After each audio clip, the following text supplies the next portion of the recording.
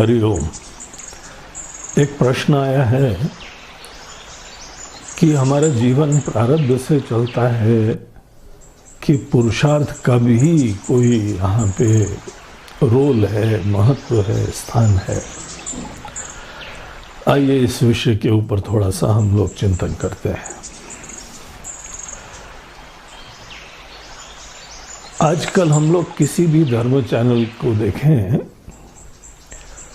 तो धर्म की पहचान यही बन चुकी है कि कोई न कोई ज्योतिषी हमारे भविष्य के बारे में कोई न कोई यहाँ पे चर्चा करते हैं, घोषणा करते हैं, प्रेडिक्शन करते हैं।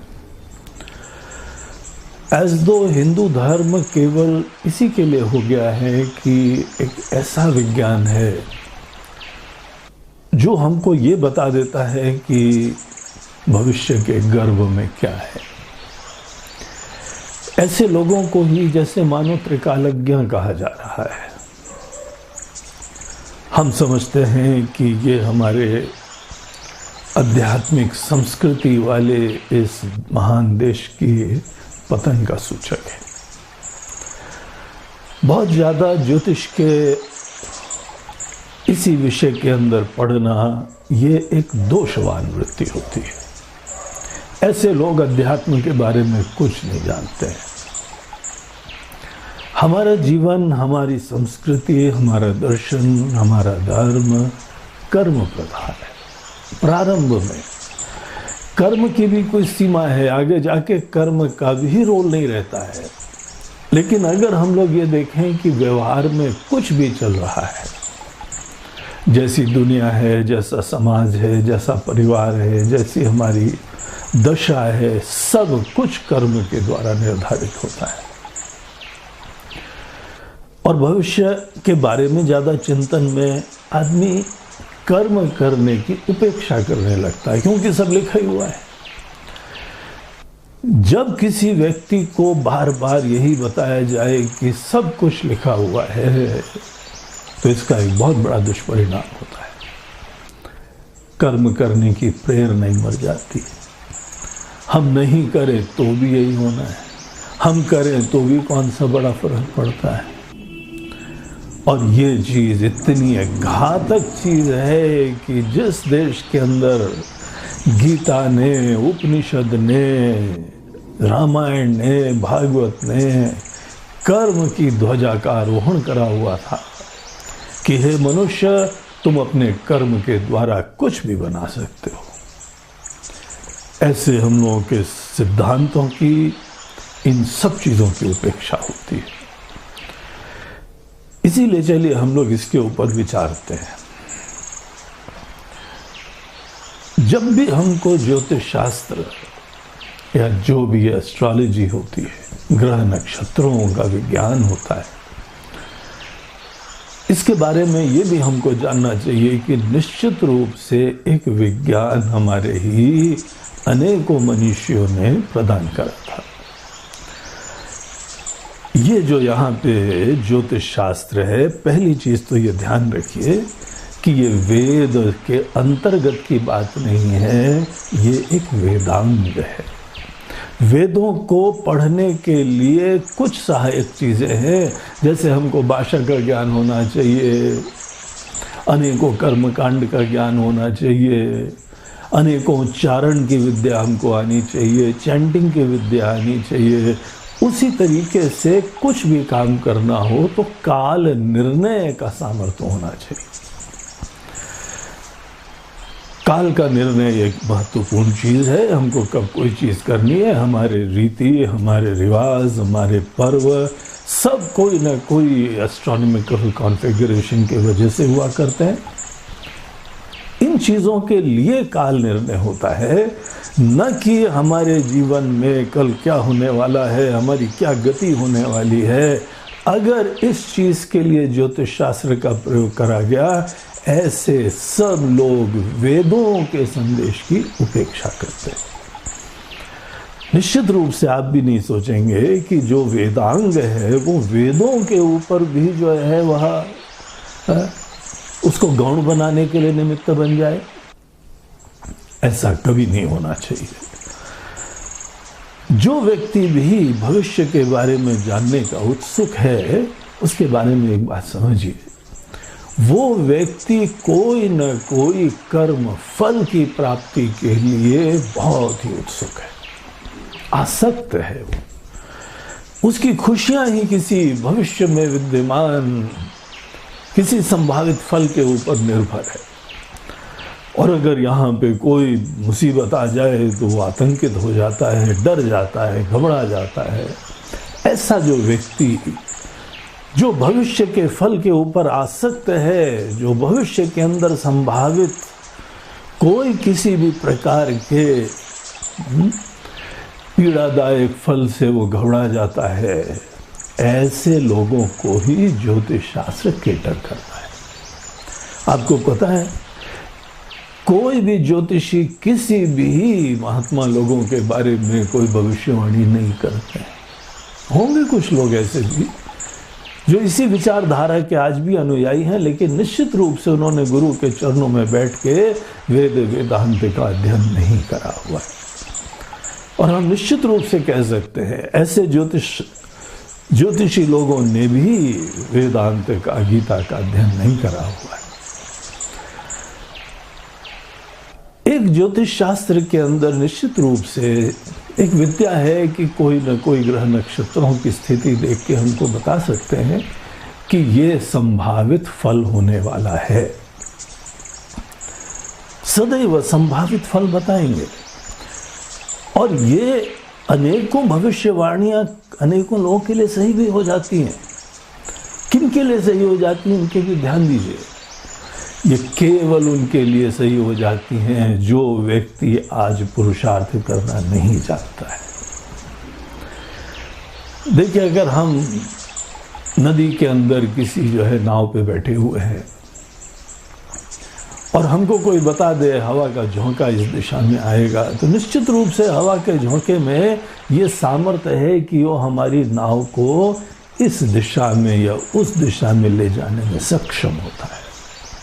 ये प्रकृति की शक्तियों में सामर्थ्य होता है, इसमें कोई शंका नहीं है। सूरज में, चंद्रमा में, पृथ्वी में, वायु में, अग्नि में, सब चीजों में बहुत बड़ा सामर्थ्य होता है। और अगर ये हम लोगों को कोई बता देता है तो अनेकों लोगों को ऐसा लगता है कि चलो आराम हो जाएगा। लेकिन आप क्या सोचते हैं, आजकल के समय भी जब मनुष्य के अंदर बुद्धि का, चेतना का इतना विकास हो गया है, क्या आज भी हमको नाव चलाने के लिए हवा के ऊपर आश्रित होना चाहिए? आज जो है आपके पास मोटर बोट्स होती हैं, कोई भी दिशा हो हवा की, आप किसी भी दिशा में जा सकते हैं, विपरीत दिशा में जा सकते हैं। अनेक हमारे पास संसाधन है, हम अनेकों चीजों को अपने हिसाब से डील कर सकते हैं। जो समर्थ हो जाता है उसको परिस्थिति की चिंता नहीं होती है।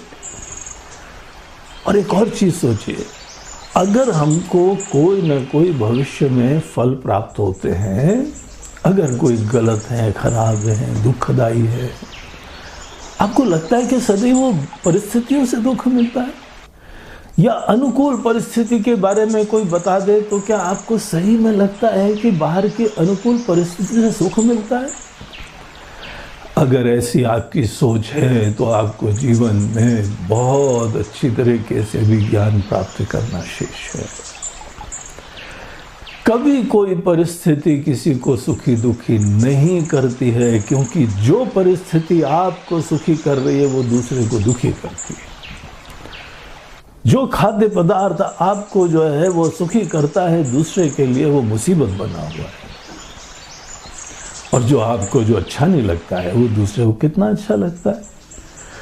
इतना ही देख के हमारी आंख खुल जानी चाहिए कि ये बाहर के पदार्थ ना सुख देते हैं ना दुख देते हैं।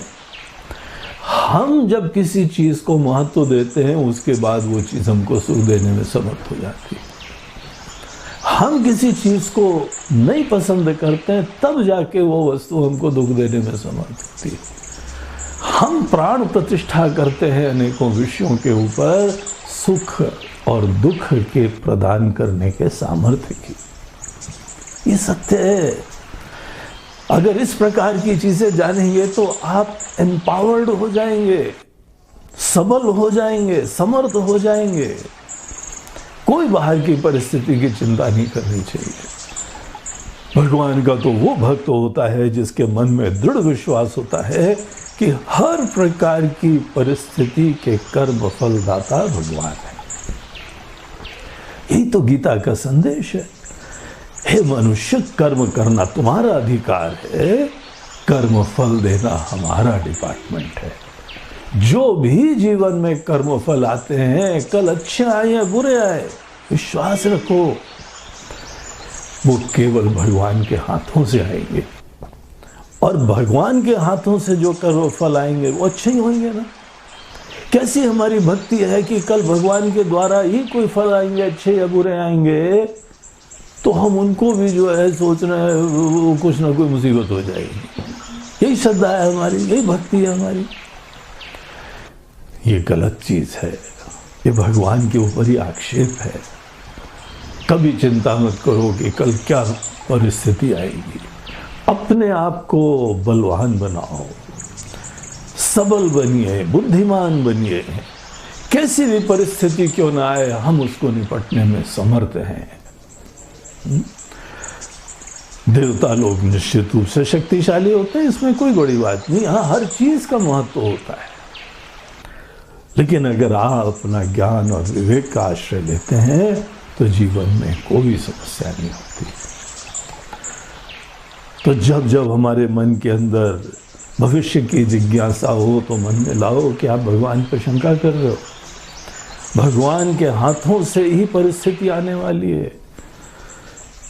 जैसे जो हमको हाथ इंजेक्शन लगाता है, जो हाथ हमको मीठी दवाई देता है, वो डॉक्टर का हाथ है।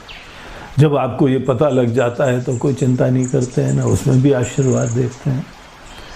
उसी प्रकार से जो भी परिस्थिति आती है, सब परिस्थितियों में भगवान की कृपा होती है। ये मन में दृढ़ विश्वास रखिए। और प्रारब्ध क्या होता है? हमारे पूर्व में करे हुए कर्म, उनका फल आ रहा है। आप ही तो उसके वो किसान हैं जिसने ये खेती बोई है। अगर जाने अनजाने कोई गलत होगी तो कौन सी बड़ी चिंता, शिक्षा ले लो और कल अच्छे बीज बो, आज अच्छे बीज बो। जीना वर्तमान में चाहिए। जो आदमी भविष्य के बारे में चिंता करता है वो वर्तमान में जीना ही नहीं सीख रहा है। वो सदैव जो है वह क्या वो कहानी आती है, मुंगेरी लाल बना हुआ है, हसीन सपनों में रहता है। ऐसे लोग कभी जी नहीं रहे। भूतकाल के किसी डर के वजह से, भविष्य की किसी परिकल्पना से प्रेरित होते हुए जियो हुए कर दिया। इसीलिए कोई भविष्य की चिंता मत करो। मुसीबत भी आती है तो हमको शिक्षा देने के लिए आती है, सबल करने के लिए आती है, सक्षम करने के लिए आती है। अगर हर परिस्थिति हमको बलवान करने के लिए आती है, आँख खोलने के लिए आती है, तो उससे आँख क्यों चुराएं? उसके लिए उपचार क्यों करें? इसीलिए जो वेदांग नहीं, जो वेदों में कहा है, जो गीता में कहा है, उसका आश्रय हो। आज हम लोगों के हिंदू धर्म की मुसीबत इसीलिए हो गई है। इतने सारे श्रद्धालु लोग हैं, लेकिन गीता का ज्ञान नहीं है, कर्म की महिमा का ज्ञान नहीं है, अपने अंदर आत्मबल नहीं है, अपने अंदर विवेक नहीं है। दरअसल ईश्वर के प्रति अभी आस्था ही नहीं है। बस कोई न कोई कर्म फल से इतनी आसक्ति है कि हमारी भक्ति भी किनारे हो जाती, आस्था भी किनारे हो जाती। हमारी भक्ति भी इसीलिए होती है, भगवान हम ये सब चढ़ाएंगे, ये करेंगे, वो करेंगे, आप हमारी जिद पूरी कर दो, आप हमारी मनोकामना पूर्ण कर दो। अरे अगर आपको भगवान के ऊपर भक्ति है तो उनसे क्यों बोलते हो कि आप हमको ये दे दो? विश्वास करो, भगवान जो भी देंगे अपने विवेक से देंगे। हम जब मांगते हैं तो छोटी बुद्धि से मांगते हैं, छोटे हाथों से लेते हैं। जब भगवान देते हैं तो सर्वज्ञ, सर्वशक्तिमान, करुणा निधान अपने ज्ञान से हमको देते हैं, अपने बड़े हाथों से हमको देते हैं। इसीलिए ये ऐसी आदतें छोड़िए, कोई प्रारब्ध के ऊपर चिंता करो ही मत, केवल पुरुषार्थ के ऊपर भरोसा रखिए। योग वशिष्ठ में भगवान श्री राम जी के गुरुदेव वशिष्ठ जी, एक पूरा अध्याय इसी के लिए उन्होंने समर्पित करा है। राम जी को बोलते हैं, राम कभी भी प्रारब्ध की चिंता मत करो, केवल पुरुषार्थ से अपना जीवन बनाओ। जो भी तुम सपना देखना चाहो देखो, और तुम्हारे कर्म में यह सामर्थ्य है कि तुम अपने आशियाने को अपने हिसाब से बना सकते हो। इसीलिए प्रश्न का उत्तर बिल्कुल स्पष्ट है कि दरअसल प्रारब्ध की कोई स्वतंत्र सत्ता ही नहीं होती, केवल एक ही यहां सत्य है, वो पुरुषार्थ है। इसीलिए केवल उस पर भरोसा करिए और सर उठा के अच्छे भक्त की तरह, बुद्धिमान व्यक्ति की तरह से अपना जीवन व्यतीत करिए। हरि ओम तत्सत।